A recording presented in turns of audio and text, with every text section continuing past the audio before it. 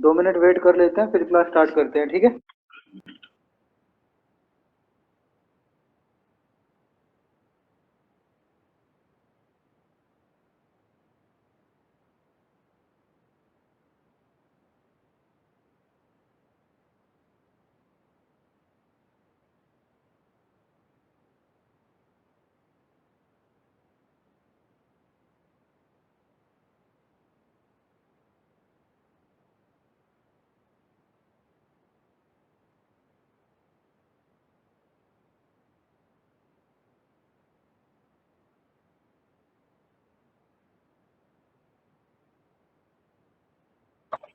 Good morning sir.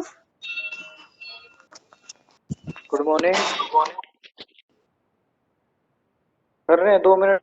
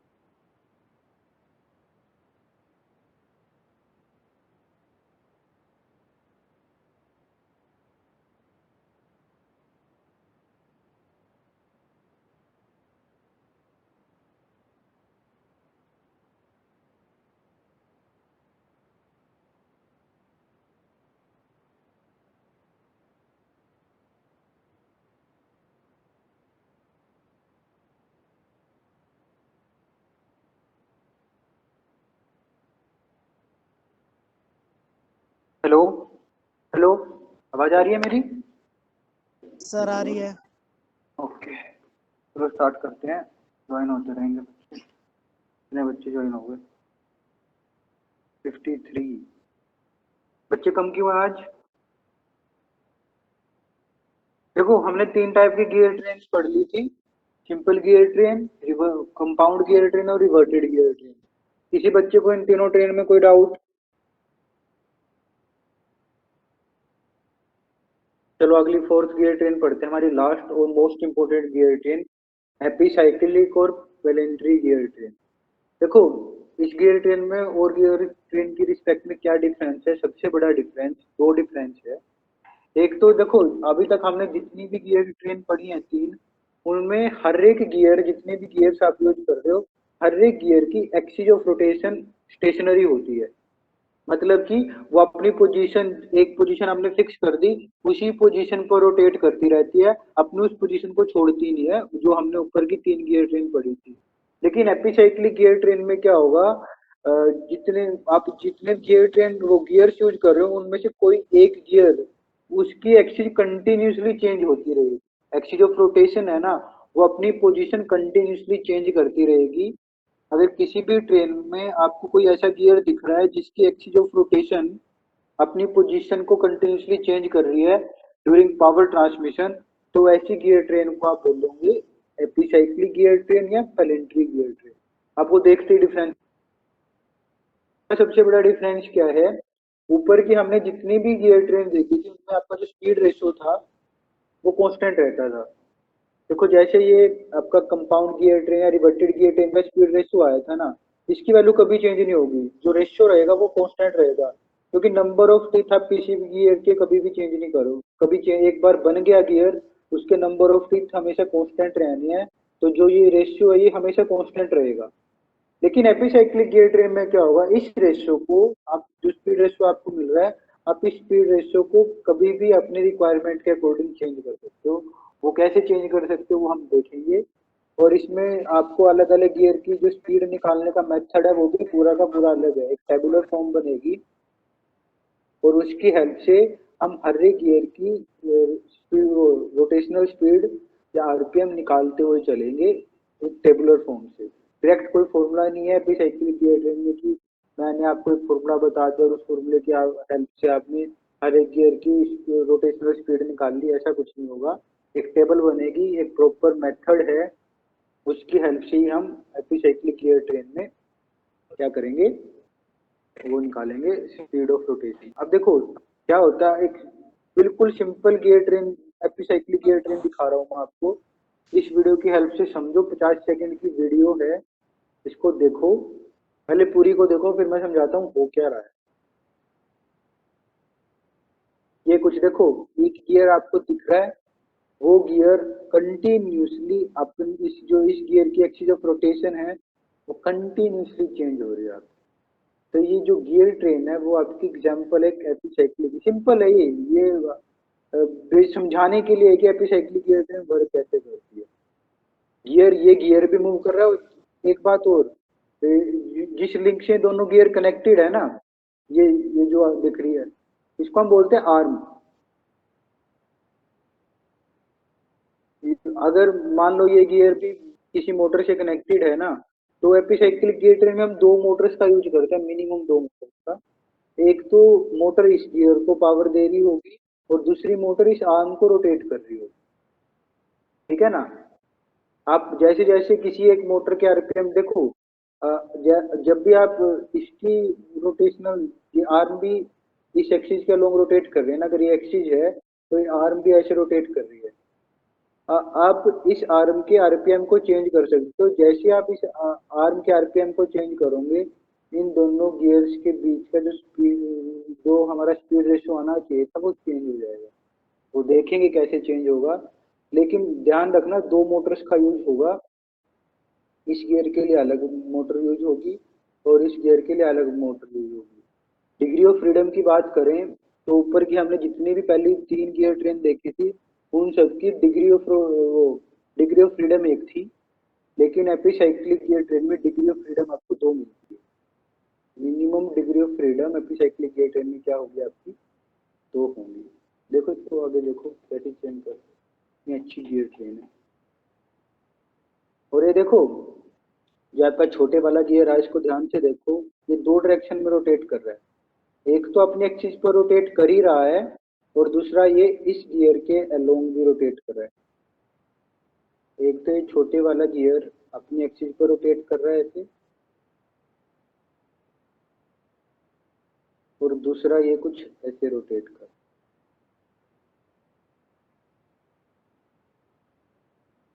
अब मैं आपको कुछ समझाना चाह रहा हूँ, उसको थोड़ा ध्यान से देखना। मान लो मैंने इस गियर को कर दिया फिक्स, ये बड़े वाला गियर है ना, इसको मैंने फिक्स कर सर दिया। स्क्रीन दिख नहीं रहा। और बच्चों को दिख रही है स्क्रीन? हाँ जी sir. Yes sir. Yes sir. दिख रही है सर। अब हो गया सर। अब मान लो मैं ना इस गियर को कर देता हूँ फिक्स, मैंने इस गियर को फिक्स कर दिया, ठीक है। फिक्स का मतलब क्या है, इस गियर के अंदर कोई रोटेशन नहीं है और सिर्फ आपकी आर्म मूव कर रही है और ये छोटे वाला गियर मूव कर रहा है ऐसे, ठीक है। अब जब मैं वीडियो चलाऊंगा तुम ये देखना, बस ये इमेजिन करते हुए चलना कि आपका जो बड़े वाला गियर है ना, ये फिक्स है, ठीक है। अब ये गियर फिक्स है बड़े वाला, और सिर्फ आर्म और छोटे वाला गियर मूव कर रहा है। तो अगर आप थोड़ा सा भी ध्यान दे पाओ, अगर आर्म इस गियर को अपने साथ लेके चलेगी, सिर्फ इस आर्म की रोटेशन की वजह से ये गियर अपनी एक्सिस पर भी तो रोटेट करेगा, क्योंकि ये देखो, ये गियर फिर ऐसे भी तो रोटेट करेगा। ये गियर फिक्स है हमारा बड़े वाला, और जब ये आर्म अपनी एक्सिस पर ऐसे रोटेट करेगी और इस गियर को अपने साथ लेके जाएगी, अब ये छोटे वाला गियर बड़े गियर के टिच में मैच कर रखा है, तो इस गियर को खुद मूव करने के लिए अपनी एक्सिस पर भी तो रोटेट होना पड़ेगा। यही इफेक्ट है आर्म का इस छोटे गियर के ऊपर। जब हमने बड़े गियर को हम फिक्स कर देंगे तो आर्म का क्या इफेक्ट होगा, जब आर्म खुद रोटेट करेगी ना, उसकी वजह से छोटा गियर भी अपनी खुद की एक्सिस पर रोटेट करना स्टार्ट करेगा। एक तो ये इफेक्ट है गियर का। अब मैं क्या करके चल रहा हूँ, अब एक दूसरा केस लेके चलो। दूसरे केस में हम क्या करते हैं, मैं आर्म को कर देता हूँ फिक्स, मैंने इस आर्म को फिक्स कर दिया, तो क्या होगा जब ये आर्म फिक्स हो जाएगी, यानी कि जब ये आर्म मूव नहीं करेगी तो एक सिंपल गियर ट्रेन के जैसे काम करेंगे। जैसे जैसे ये गियर मूव करेगा, इस गियर की वजह से ये वाला गियर भी मूव करेगा। अब जो ये छोटे वाला गियर है, अगर मैं मान के चल रहा हूँ कि जो बड़े वाला गियर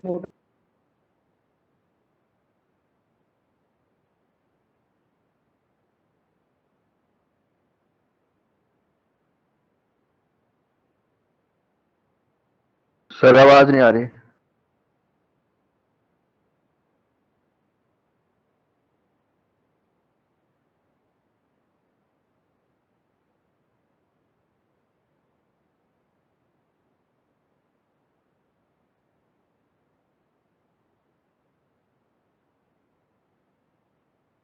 हेलो।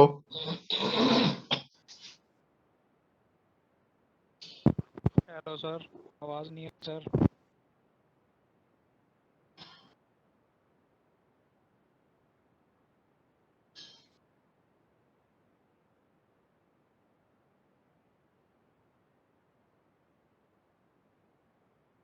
हम कहाँ थे, क्या बोल रहा था मैं? बताएगा कोई बच्चा क्या बोल रहा था मैं? सर आर्म को फिक्स कर दिया था। फिक्स कर देंगे। अच्छा, जब हम इस आर्म को फिक्स कर देंगे तो ये जो दो गियर्स है ना, वो एक सिंपल गियर ट्रेन के जैसे काम करेंगे। ठीक है, जैसे बड़ा गियर मूव करेगा उसके अपोजिट डायरेक्शन में मेरा छोटा गियर रोटेट करेगा। यही होती है ना सिंपल गियर ट्रेन। ठीक है, अब मैंने दोनों इफेक्ट आपको इंडिविजुअली समझा दी। जब हम इन दोनों इफेक्ट को कंबाइंड कर देंगे तो क्या होगा? जब दोनों इफेक्ट को कंबाइंड कर देंगे तो हमें एक अलग स्पीड मिलेगी मेरे छोटे गियर की, जो नॉर्मली स्पीड रेशियो से अलग आती है। अब देखो, अब एक और कंसीडर करके चल रहा हूँ। अब जब ये आर्म आपकी, मैं इस आर्म को ना तो कर देते हैं, दोबारा करते हैं, कलर चेंज, पेंसिल लेते हैं। मान लो देखो, जब ये आर्म ना आपकी क्लॉकवाइज रोटेट कर रही है, ठीक है, क्लॉकवाइज रोटेट करेगी तो ये गियर कुछ ऐसे आएगा। अब जब ये गियर ऐसे आएगा और इसके टिथ में ऐसे मैश है, तो ये अपनी एक्सिस ऑफ रोटेशन पे कुछ ऐसे मूव करेगा। ठीक है ना, जब ये इस गियर की तरफ ऐसे आएगा ना, तो इसके टिथ ना उस बड़े गियर को जब टिथ छोड़ना स्टार्ट करेंगे तो मेरे छोटे गियर की एक्सिस जो रोटेशनल स्पीड है ना, वो क्या हो जाएगी? एंटी क्लॉकवाइज हो जाएगी। जब आपकी आर्म क्लॉकवाइज रोटेट करने की कोशिश कर रही है तो मेरा जो छोटा गियर है वो एंटी क्लॉकवाइज रोटेट करेगा। ठीक है, और मान लो अब ना जो मेरा बड़े वाला गियर है वो कर रहा है anti clockwise rotate. Colour change कर लेते हैं। जो मेरा बड़े वाला गियर है ना वो कर रहा है कुछ ऐसे रोटेट, एंटी क्लॉकवाइज। और इस बड़े वाले गियर की वजह से अगर बड़ा वाला गियर एंटी क्लॉकवाइज रोटेट करेगा तो इसकी वजह से मेरा छोटे वाला गियर क्या रोटेट करना चाहिए? इन क्लॉकवाइज डायरेक्शन रोटेट करना चाहिए। हाँ या ना? तो इसकी डायरेक्शन ऑफ रोटेशन क्या हो जाएगी? ये वाली हो जाएगी, क्या अपोजिट हो जाएगी। अगर ये गियर ऐसे रोटेट कर रहा है तो मेरे छोटे वाला गियर कैसे रोटेट करेगा? ऐसे रोटेट करेगा। ठीक है, आर्म देखो, आर्म आपकी क्लॉकवाइज रोटेट कर रही थी तो आपका छोटे वाला गियर भी क्लॉकवाइज रोटेट कर रहा था, और जब आपका बड़े वाला गियर एंटी क्लॉकवाइज रोटेट कर रहा है, आपका छोटे वाला गियर क्लॉकवाइज डायरेक्शन में रोटेट कर रहा है। तो जो मेरे छोटे वाले गियर की कंबाइंड स्पीड होगी ना, वो इन दोनों के इफेक्ट की कंबाइंड स्पीड होगी। ये देखो, ये ब्लू वाली स्पीड भी ऐड हो जाएगी और रेड वाली स्पीड भी ऐड हो जाएगी। तो इन दोनों के कंबाइंड इफेक्ट वाली आपको रोटेशनल स्पीड मिलेगी छोटे वाले गियर। अब आप ना जैसे जैसे आप आर्म की रोटेशनल स्पीड चेंज करोगे और डायरेक्शन ऑफ रोटेशन चेंज करोगे ना, वो इफेक्ट आपके छोटे वाले गियर में दिखना स्टार्ट हो जाएगा।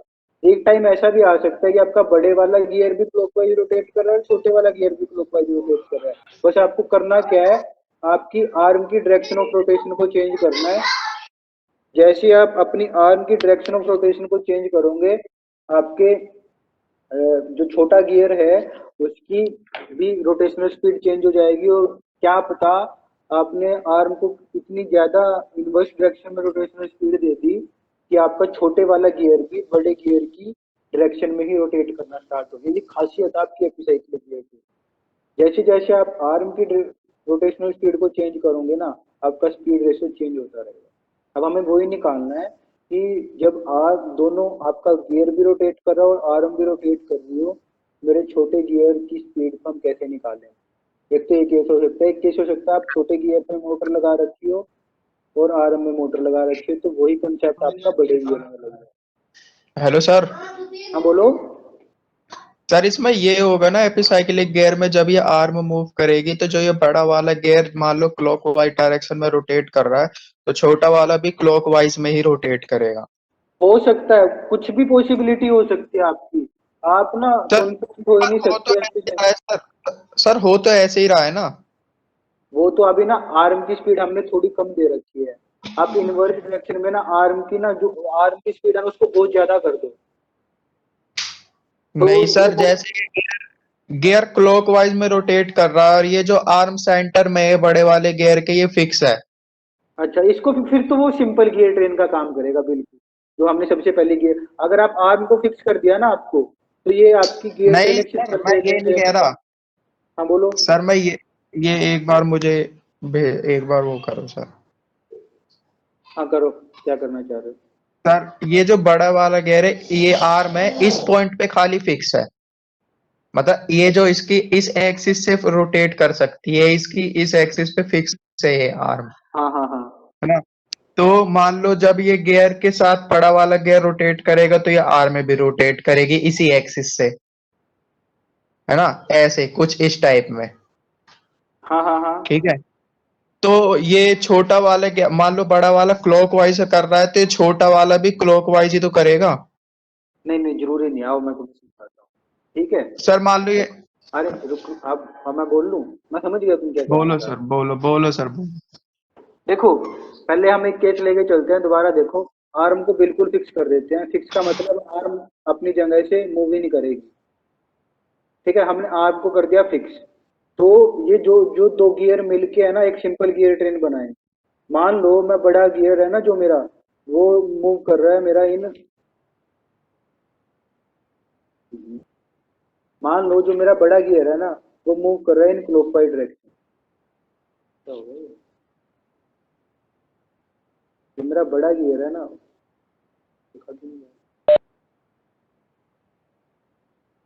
जो मेरा बड़ा गियर है ना वो मूव कर रहा है कुछ एंटी क्लॉकवाइज डायरेक्शन में, और मैंने आर्म को कर दिया फिक्स। फिक्स का मतलब क्या है, ये आर्म अपनी जगह से मूव ही नहीं करेगी, ठीक है। और तो अगर मेरा बड़ा गियर एंटी क्लॉकवाइज डायरेक्शन में मूव कर रहा है तो मेरा छोटा गियर क्या मूव करेगा, इन क्लॉकवाइज डायरेक्शन में मूव करेगा, ठीक है।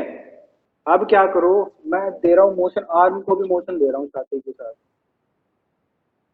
अब आप प्रोवाइड करवा दो मोशन आर्म को, अब किस डायरेक्शन में मोशन, जिस डायरेक्शन में आर्म मूव करेगी उसी डायरेक्शन में आपका गियर भी मूव करेगा। तो हम क्या करते हैं, आर्म को भी ना एंटी क्लॉकवाइज मोशन दे देते हैं।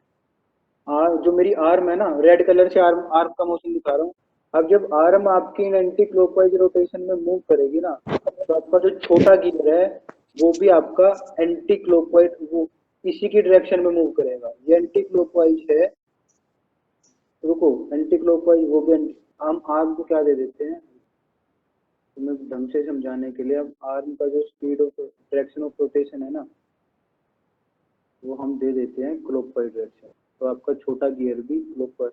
तो मैं आर्म को क्या दे रहा हूँ, आर्म को हम क्या दे रहे हैं, क्लॉकवाइज डायरेक्शन ऑफ रोटेशन दे रहे हैं, ठीक है।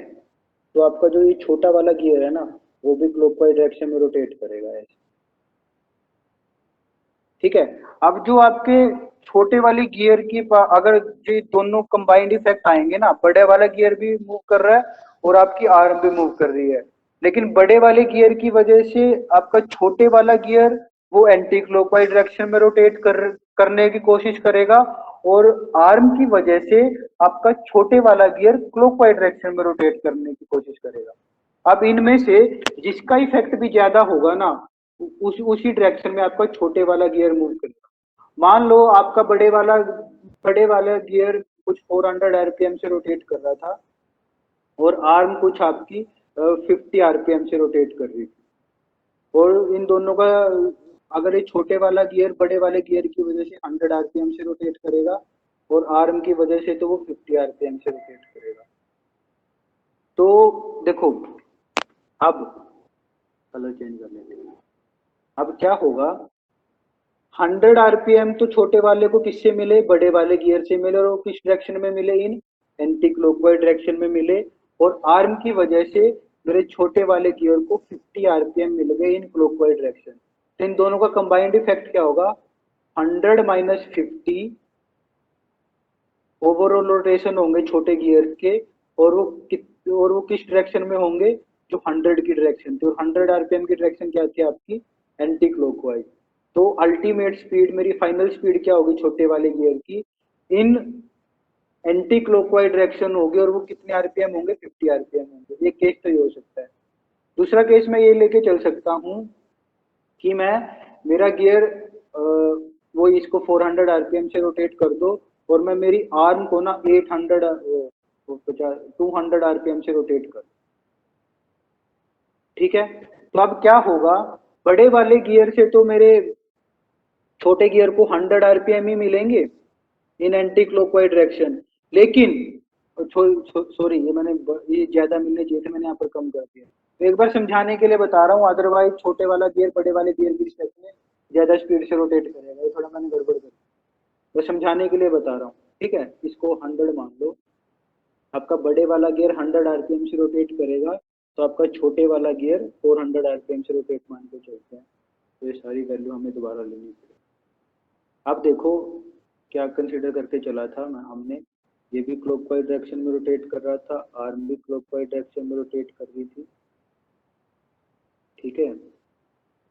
और इसकी वजह से मेरा गियर एंटी क्लॉकवाइज डायरेक्शन में रोटेट कर रहा था, और उसकी वजह से मेरा गियर क्लॉकवाइज डायरेक्शन में रोटेट कर रहा था, ठीक है। अब केस क्या है हमारा, मेरा बड़े वाला गियर हमेशा 100 आरपीएम से रोटेट कर, ठीक है। इसकी वजह से जो मेरा छोटे वाला गियर है उसको मिलेंगे 400 आरपीएम, ठीक है। अब मैं क्या करता हूँ, आर्म को पहले तो मैं दे देता हूँ 50 आरपीएम, और बाद में मैं इसको दे देता हूँ कुछ 500 आरपीएम। मोटर है, मैं मेरी आर्म की स्पीड को कंटिन्यूसली चेंज कर रहा हूँ। तो पहले इफेक्ट क्या होगा, जब मैं आर्म के 50 आरपीएम कंसीडर करके चलूंगा, तो ये क्या होगा, तो क्या था, बड़े गियर की वजह से छोटे गियर को 400 आरपीएम मिल रहे थे, आर्म मूव कर रही थी 50 आरपीएम से, तो 400 में से 50 आरपीएम माइनस हो जाएंगे, और कितने आरपीएम बचेंगे, 350 आरपीएम बचेंगे मेरे छोटे गियर के इन एंटी क्लॉकवाइज डायरेक्शन, ठीक है। और जब मैं आर्म के 500 आरपीएम कंसीडर करूंगा इन क्लॉकवाइज डायरेक्शन, इसको जब आप 400 में से, बड़ा गियर तो 400 आरपीएम दे रहा था इन एंटी क्लॉकवाइज डायरेक्शन, और आर्म आपको दे रही है 500 आरपीएम इन क्लॉकवाइज डायरेक्शन। तो यहाँ से मेरे गियर की स्पीड कितनी आ जाएगी, 100 आरपीएम इन क्लॉकवाइज डायरेक्शन।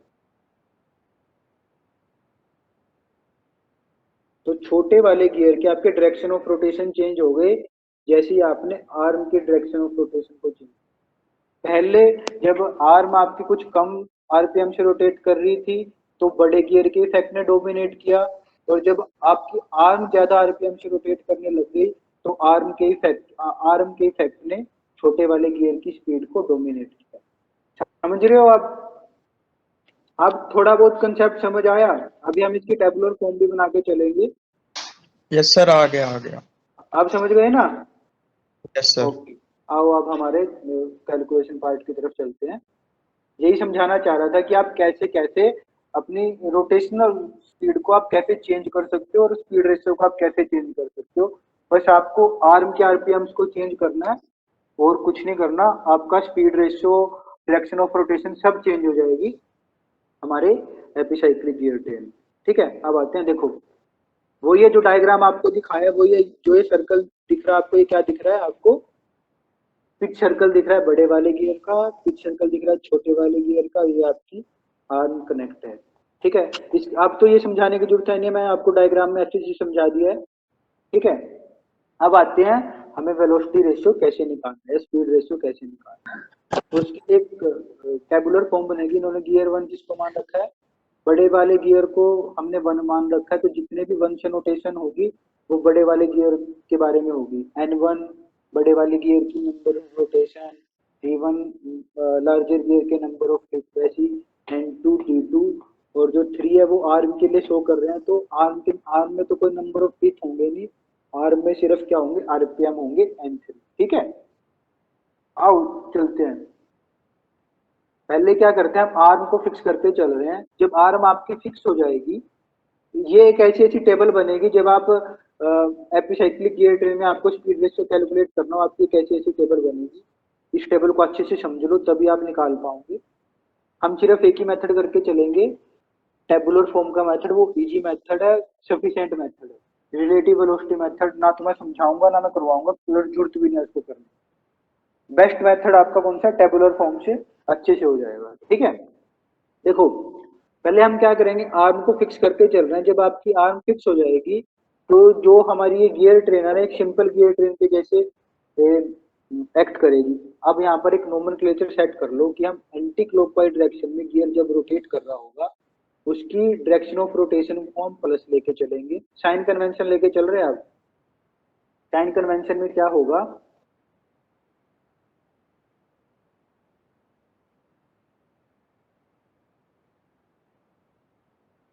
जब आप कोई गियर एंटी क्लॉकवाइज डायरेक्शन में रोटेट करे, हर एक बच्चा सेम साइन कन्वेंशन को यूज करेगा। अगर वो डिफरेंट यूज कर रहे हो तो आप मेंशन करके आओगे आप किस डायरेक्शन की रोटेशन को पॉजिटिव ले रहे हो और किस डायरेक्शन की रोटेशन को नेगेटिव।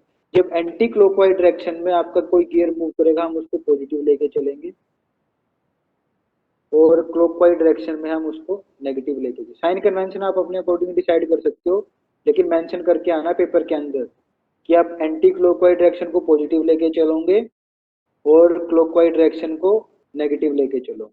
ठीक है, ये मैं अपने अकॉर्डिंग लेके चल रहा हूँ, तुम अपने अकॉर्डिंग कुछ भी ले सकते हो। ठीक है, एंटी क्लॉकवाइज को पॉजिटिव लेके चलना है और क्लॉकवाइज को नेगेटिव लेके चलना है। ठीक है, मैं अपने लेक्चर में जो जो लेके चलूंगा, और जब तुम एग्जाम में जाओगे अगर तुम चेंज करके आ रहे हो उसको मेंशन जरूर करो। ठीक है, अब देखो जब आपकी आर्म फिक्स है तो उसके आरपीएम रेवोल्यूशन कितने होंगे, 0 होंगे। हम क्या कर रहे हैं, जो आपका गियर 1 था उसको हमने रोटेशन दे दी +1 का मतलब क्या, एंटी क्लॉकवाइज डायरेक्शन में आपका गियर मूव कर रहा होगा, और उसके अभी रेवोल्यूशन कितने हैं, 1 रेवोल्यूशन है पर मिनट, जो भी हम लेके चल रहे हैं। हमने गियर 1 को जब +1 रेवोल्यूशन दिए, तो गियर 2 के पास कितने रेवोल्यूशन जाएंगे, सिंपल गियर ट्रेन के जैसे एक्ट करेंगे, तो गियर 2 के पास कितने रेवोल्यूशन जाएंगे, यहाँ से पता लग जाएगा। हम कैलकुलेट कर चुके हैं, N1/N2 इज इक्वल टू क्या होता है, T2/T1 होता है। और देखो दोनों गियर एक दूसरे से कनेक्टेड है, तो अगर इस वाले गियर की direction of rotation anti clockwise है, तो दूसरे वाले गियर की डायरेक्शन ऑफ रोटेशन क्लॉकवाइज होगी, और एंटी क्लॉकवाइज को हम पॉजिटिव लेके चल रहे हैं, तो दूसरे वाले गियर की जो रोटेशन हम उसको न्यूमेरिकल में क्या लेके चलेंगे, नेगेटिव लेके चलेंगे। ठीक है, अब देखो, और N1 की वैल्यू हमने कितनी मानी अभी के लिए, 1 मानी है। यहाँ से N2 की वैल्यू क्या आ जाएगी, जब आप क्रॉस मल्टीप्लिकेशन करेंगे वो आ जाएगी आपकी T1/T2 इन क्लॉकवाइज डायरेक्शन आ जाएगी। N2 is equal to T1/T2 आ जाएगा आपका इन क्लॉकवाइज डायरेक्शन, और क्लॉकवाइज डायरेक्शन हम क्या मान के चल रहे हैं, नेगेटिव मान के चल रहे हैं। तो आपका N2/N1 क्या आ गया, माइनस ऑफ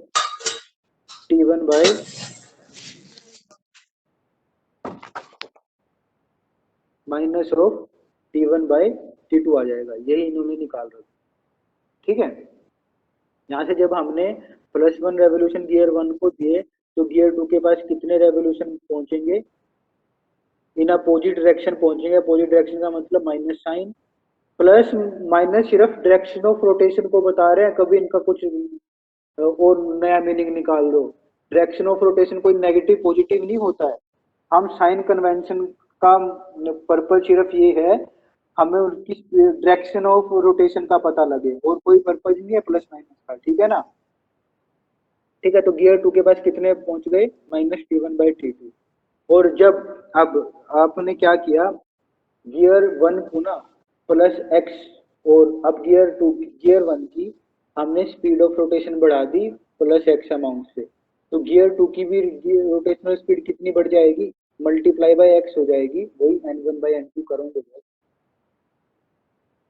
मान लो N2/N1 किसके इक्वल होगा, N2/N1 is equal to T1/T2 होगा। T1/T2 होगा।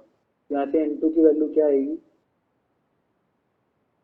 N1 को इस तरफ ले जाओ तो N1 into T1/T2 in opposite direction आएगी, और अपोजिट डायरेक्शन के लिए हम नेगेटिव साइन का यूज करिए।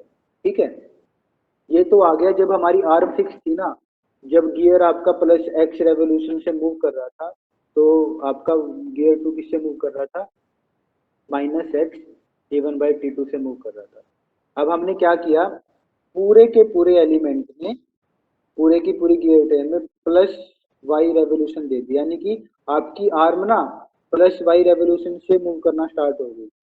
जब आपकी आर्म प्लस वाई रेवोल्यूशन से मूव करना स्टार्ट होगी, प्लस वाई का मतलब क्या है, आपकी आर्म एंटी क्लॉकवाइज डायरेक्शन में वाई रेवोल्यूशन से मूव कर रही है।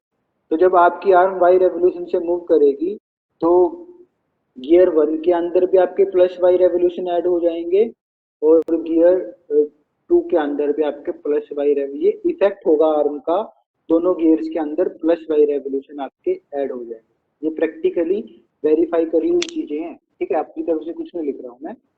आपकी आर्म गियर 1 के अंदर भी Y plus Y revolution add कर देगी, और गियर 2 के अंदर भी प्लस वाई रेवोल्यूशन ऐड हो जाएंगे। तो अब ये क्या आ गया, गियर 1 की फाइनल रोटेशनल स्पीड क्या आ गई, x प्लस वाई, और गियर 2 की फाइनल रोटेशनल स्पीड क्या आ गई, -x T1/T2 प्लस वाई। जब आपकी आर्म भी मूव कर रही है और गियर भी मूव कर रहे हैं, ये फाइनल स्पीड है। फाइनल स्पीड ये नहीं है, आपकी गियर 1 की फाइनल रोटेशनल स्पीड क्या है, x प्लस वाई। न्यूमेरिकल में आपकी final rotational speed x plus Y होगी, और गियर 2 की फाइनल रोटेशनल स्पीड ये होगी जब आप न्यूमेरिकल्स के अंदर यूज करोगे। कभी आप इसको ले दो कि गियर 1 तो मेरा प्लस एक्स से रोटेट कर रहा था, गियर 1 प्लस एक्स से तब रोटेट कर रहा था जब आपकी आर्म फिक्स थी। जब आपकी आर्म भी मूव करना स्टार्ट हो गई, तो ये वाली स्पीड आपके गियर 1 की होगी फाइनल, जो आपको प्रैक्टिकली दिखेगी। और जब क्वेश्चन के अंदर मेंशन होगा ना आर्म भी आपकी मूव कर रही है, तो आप इस इक्वेशन का यूज करोगे गियर 1 की स्पीड निकालने के लिए, और गियर 2 की स्पीड निकालने के लिए आप इस इक्वेशन का यूज करोगे। समझ गई टेबल कैसे बनेगी। टेबल हमेशा ऐसे ही स्टार्ट होगी जब आपको स्टार्ट करनी है। पहले आप आर्म को फिक्स करोगे, गियर 1 को एक रेवोल्यूशन दे दोगे, वहां से आपके गियर 2 के रेवोल्यूशन आ जाएंगे, फिर आप गियर 1 को वो किसी अमाउंट से मूव कर दोगे, तो वहां से गियर 1 की रोटेशनल स्पीड आ जाएगी और गियर 2 की आ जाएगी, और लास्ट में क्या करोगे, पूरे के पूरे सिस्टम में प्लस वाई को ऐड करते हुए चलोगे। वहां से आपकी हर एक एलिमेंट की, 3 एलिमेंट अभी के लिए, ये हर एक एलिमेंट की फाइनल रोटेशनल स्पीड है। ये आर्म की फाइनल रोटेशनल स्पीड है, ये गियर 1 की फाइनल रोटेशनल स्पीड है, और ये गियर 2 की फाइनल रोटेशनल स्पीड। अब इसमें से जैसे जैसे आप y को चेंज करोगे, आपके गियर 1 की रोटेशनल स्पीड भी चेंज होती रहेगी और गियर 2 की रोटेशनल स्पीड भी। ठीक है, समझ गए। अब आते हैं हमारे कुछ क्वेश्चन। रिलेटिव वेलोसिटी मेथड में नहीं बताऊंगा, तुम पजल हो जाओगे, मैं इसलिए नहीं बता रहा। बताने में मुझे कोई दिक्कत नहीं है, 2 मेथड पढ़ने की हमें जरूरत ही नहीं है जब एक मेथड से पूरा काम हो रहा है। रिलेटिव वेलोसिटी मेथड, क्योंकि तुम वो रिलेटिव वेलोसिटी देख नहीं पाओगे कि एक गियर दूसरे गियर की रिलेटिवली कैसे मूव कर रहा है, वो हम पढ़ेंगे नहीं, पजल हो जाओगे। मुझे बताने में कोई दिक्कत नहीं, लेकिन हम नहीं पढ़ेंगे इसको। मैं कभी किसी बैच में रिलेटिव वेलोसिटी मेथड करवाता ही नहीं, क्योंकि तुम्हारे लेवल पर टेबुलर मेथड काफी है। ठीक है, आओ कुछ क्वेश्चन करें। हैप्पी साइक्लिक का तो उसमें एक ही क्वेश्चन डाला है, वैसे भी लेक्चर 10 ही मिनट का रह गया। मैंने 4 गियर ट्रेन पढ़ाई आपको, इन गियर ट्रेन को न्यूमेरिकल आएगा, और थ्योरी में तो क्या ही पढ़ोगे। हैप्पी साइक्लिक गियर ट्रेन को अच्छे से पढ़ लेना, बहुत अच्छी गियर ट्रेन है, और तुम्हें इसकी इंपॉर्टेंस पता भी लग गई होगी जैसे हम पढ़ रहे हैं इसको। अभी तक चारों गियर ट्रेन में किसी बच्चे को कुछ भी डाउट हो वो मुझसे पूछ सकता है, फिर मैं ये न्यूमेरिकल करते हुए चलते हैं। ये तो गियर के ऊपर न्यूमेरिकल है, गियर ट्रेन के ऊपर भी नहीं। किसी बच्चे को कुछ डाउट हो तो पूछ सकता है। ये चंद्रभान, आइए कौन सा टाइम है भाई मीटिंग ज्वाइन करने का, रोल नंबर 35।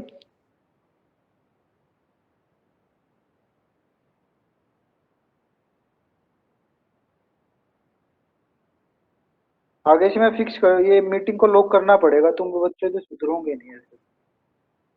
चलो है कुछ, हाँ बोलो। सर, आप कह रहे थे इसको गाड़ी में यूज करते हैं, वो क्या व्हील रोटेट करने के हाँ, लिए। मैं उसका डिफरेंशियल की ना यूट्यूब वीडियो भेजता हूँ, क्योंकि उसको समझाने में मुझे आधे से पौना घंटा लगता है। ये ना जो गाड़ी का रोटेशन है ना, कैसे यूज करते हैं आगे के, जब गाड़ी आपकी रोटेट करती है ना, रोटेट वो किसी मोड़ पर मूव करती है, मोड़ लेती है, कोई टर्न लेती है आपकी गाड़ी, तो जो अंदर के वाले व्हील्स होते हैं उनको कम डिस्टेंस मूव करना होता है, और जो बाहर वाले व्हील्स है उनको ज्यादा डिस्टेंस मूव करना होता है। इसका मतलब क्या हुआ, अंदर वाले व्हील्स की रोटेशनल स्पीड कम होनी चाहिए, और बाहर वाले व्हील्स की, देखो पाथ बना लो एक, ये ऐसा पाथ बना लो, ये कोई सर्कुलर पाथ, इस पाथ पर आपकी गाड़ी ना मूव करेगी। तो जो अंदर वाले व्हील्स होंगे ना, ये दो वाले, ये चार व्हील्स बना लिए, ये अंदर वाले व्हील्स को तो कम डिस्टेंस मूव करना पड़ेगा, और बाहर वाले व्हील्स को ज्यादा डिस्टेंस मूव करना पड़ेगा। तो जो ये डायरेक्शन ऑफ रोटेशनल स्पीड है, तो इस इन वाले व्हील्स की आपकी रोटेशनल स्पीड अलग होगी, और इन वाले व्हील्स की आपकी रोटेशनल स्पीड अलग होगी। और वो कैसे अचीव की जाएगी आपकी, with the help of epicyclic gear train. और जिस डिवाइस का आप यूज करते हो इस रोटेशन के लिए, उस डिवाइस को बोलते हैं हम डिफरेंशियल गियर ट्रेन। वो भी एपिसाइक्लिक गियर ट्रेन का ही एक पार्ट है। उसकी मैं आपको एक यूट्यूब वीडियो आपके ग्रुप में शेयर कर दूंगा, क्योंकि ऑटोमोबाइल में तो पढ़ोगे ही तुम डिफरेंशियल, लेकिन अंडरस्टैंडिंग के लिए कि कितना अच्छे से यूज होता है आपकी एपिसाइक्लिक गियर ट्रेन, वो मैं आपको यूट्यूब लिंक शेयर कर दूंगा, क्योंकि उसको समझाने में काफ़ी टाइम लगेगा, एक लेक्चर वेस्ट हो जाएगा। इसको आप शिक्षा में पढ़ोगे तो है ही, लेकिन फिर भी एक आपको वीडियो में शेयर जरूर करूँ, ठीक है। वो वीडियो देखने के बाद कुछ डाउट आए तो फिर मुझसे पूछ, डाउट क्लियर करने में 5 से 10 मिनट लगते हैं, पूरी नई चीज़ समझाने में एक लेक्चर लग जाएगा। है बहुत अच्छी चीज़ है, बता दूंगा, बस ये देखना अंदर वाले व्हील्स कम रोटेशनल स्पीड से मूव करेंगे, और बाहर वाले व्हील्स की रोटेशनल स्पीड ज़्यादा होगी, और ये अचीव करोगे आप with the help of epicyclic gear train. और एपिसाइक्लिक गियर ट्रेन में आप रोटेशनल स्पीड को कैसे वैरी करते हो ये हमने समझ ही लिया है, तो डिफरेंशियल समझने में ज़्यादा दिक्कत नहीं, तो ठीक है। वो तो मैं एक यूट्यूब लिंक शेयर कर दूंगा, अदरवाइज तुम वो यूट्यूब पर सर्च मारना डिफरेंशियल गियर के बारे, डिफरेंशियल गियर ट्रेन के बारे में, डिफरेंशियल ही लिख के सर्च मार लेना, आपको काफ़ी चीज़ें मिल जाएंगी इसके बारे में, एनिमेशन बहुत अच्छा मिल जाएगा, ठीक है। आओ एक क्वेश्चन करते हैं, ये एक ही को, ये लास्ट ये क्वेश्चन करेंगे, 5 नंबर का क्वेश्चन आएगा ये तुम्हारा। ऐसे ऐसा अगर आया तो देखो निकालना क्या है हमें, हमें पिच सर्कल डाया निकालना है, डायमेट्रिकल पिच निकालनी है। तो डायमेट्रिकल पिच होती क्या है हमारी, डी बाई टी होती है, टी बाई डी होती है, मॉड्यूल होती है हमारी, ये तो याद होंगे तुम्हें, तीन तीन तीसरी बार पढ़ रहे हो, D by T. D Y T. और इसका इनवर्स होती है आपकी डायमेट्रिकल पिच, जिसको डीपी से नोट करते हैं। इसका इनवर्स क्या होगी आपकी डीपी, डीपी क्या होती है डायमेट्रिकल, वो नोटेशन तो तुम कुछ भी दे सकते हो, ठीक है। और सर्कुलर पिच क्या होती है, pi D by T, pi D by T. और डी बाई टी मॉड्यूल होती है, तो सर्कुलर पिच को हम क्या लिख सकते हैं, इसी को लिख सकते हैं हम पाई है, तो वो तो तुम्हें पता है। देखो दे क्या रखा हमें क्वेश्चन में, गियर के नंबर ऑफ पिच दे रखे हैं, सर्कुलर पिच दे रखे हैं, सब कुछ, तो तुम्हें क्वेश्चन के अंदर कुछ बचा ही नहीं। नंबर ऑफ टीथ आपको गिवन है, सर्कुलर पिच आपको गिवन है, यानी कि पाई डी बाई टी की वैल्यू आपको कितनी दे रखी है, 13 दे रखी है, ठीक है। और टी की वैल्यू कितनी दे रखी है, 36 दे रखी है। यहाँ से डाया निकाल लोगे, और वो डाया क्या आएगा, पिच सर्कल डाया आएगा, निकल जाएगा, ये आ गया आपका पिच सर्कल डाया यहाँ से। और अप्रोक्सीमेटली इसको क्या कहोगे, 149। जैसे ही पिच सर्कल डाया मिल जाएगा आपको, एक पार्ट तो हो जाएगा हमारे क्वेश्चन का। डायमेट्रिकल पिच में टी आपको गिवन है, डी आपने निकाल लिया, वहां से आपकी डायमेट्रिकल पिच आ जाएगी, ठीक है। मॉड्यूल क्या करोगे, जो आपकी डायमेट्रिकल पिच आएगी इसका इन्वर्स कर देना, वहां से आपको मॉड्यूल मिल जाएगी।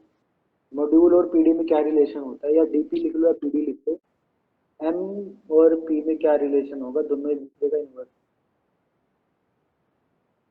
डायमेट्रिकल। और पीसी किसके इक्वल होती है, सर्कुलर पिच वो होती है हमारी पाई एम के इक्वल होती है।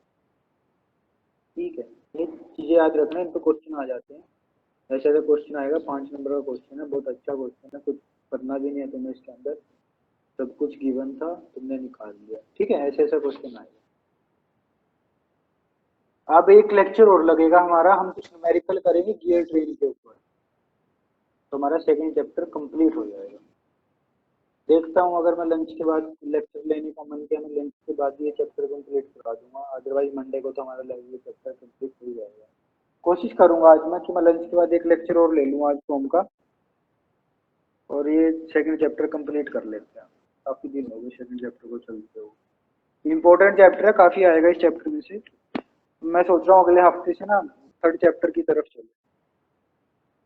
वो सारे चैप्टर छोटे छोटे चैप्टर आपके, बस इसी चैप्टर में बहुत कुछ था, इसके अंदर थ्योरी भी थी, न्यूमेरिकल भी था, अच्छा चैप्टर था। लंच के बाद मैं एक लेक्चर ले लूंगा गियर ट्रेन के ऊपर, ठीक है ना। अभी किसी बच्चे को कुछ डाउट हो, हमारा यहाँ पर ना सेकंड चैप्टर कंप्लीट हो गया है, बस न्यूमेरिकल बचे हैं। किसी बच्चे को कुछ भी डाउट हो, पहले दोनों चैप्टरों मुझसे पूछ सकता है। ये एक ही चैप्टर 3 चैप्टरों के बराबर था।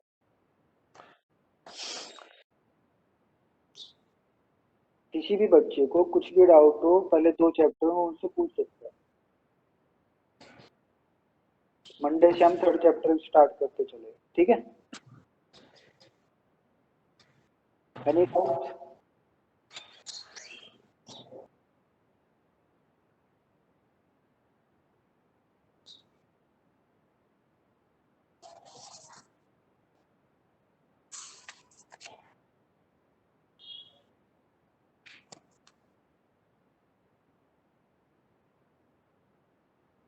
एंड करें मीटिंग को यहीं पर? दो सर। हेलो हाँ बोलो। सर, बाइक में तो एस्पुअर गियर का यूज करते हैं, लेकिन ये फोर व्हीलर में कौन कौन से गियर का यूज करते हैं? 4 व्हीलर में, बाइक में किसने कहा स्पर गियर का यूज करते? ये बताओ। देखो, जहां पर आपका पावर ट्रांसमिशन बहुत ज्यादा हो ना, स्पर गियर तो यूज में करते ही नहीं हम। स्पर गियर का तो यूज बहुत ज्यादा है, बहुत कम है। 90% गियर्स आपकी इंडस्ट्रीज में या व्हीकल्स में हेलिकल गियर मिलेंगे, और जहां पर डिफरेंशियल वगैरह में आपको बेवल गियर यूज होते हैं।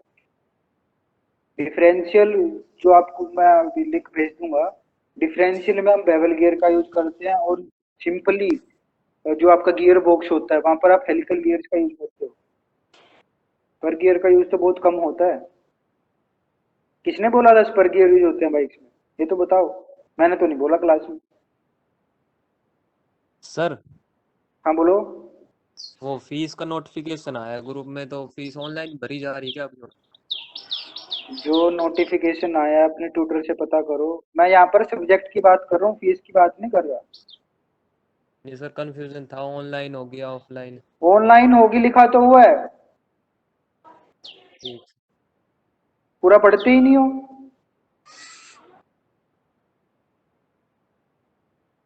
सब्जेक्ट से रिलेटेड किसी बच्चे को कुछ डाउट हो तो मुझसे पूछ सकता है, और अपने और कुछ डाउट अपने ट्यूटर से पूछा करो, ठीक है ना।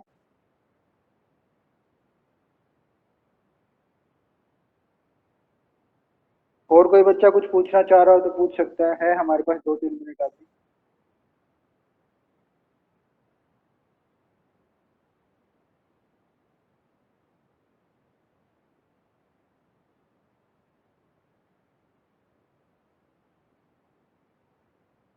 मीटिंग को एंड करें यहीं पर फिर?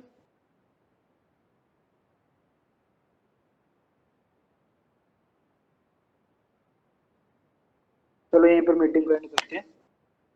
Okay, thank you, next lecture में मिलते हैं, ठीक है। अभी भी पूछ रहा हूँ, कोई पूछना चाहे तो कुछ एक बार पढ़ लो, लंच के बाद मैं एक क्लास ले लूंगा, उसमें डाउट ले लेंगे, ठीक है। 2-3 न्यूमेरिकल करके अगर टाइम बचा तो हम उसमें डाउट ले लेंगे, ठीक है। बच्चे पढ़ते तो हो ही नहीं घर पे।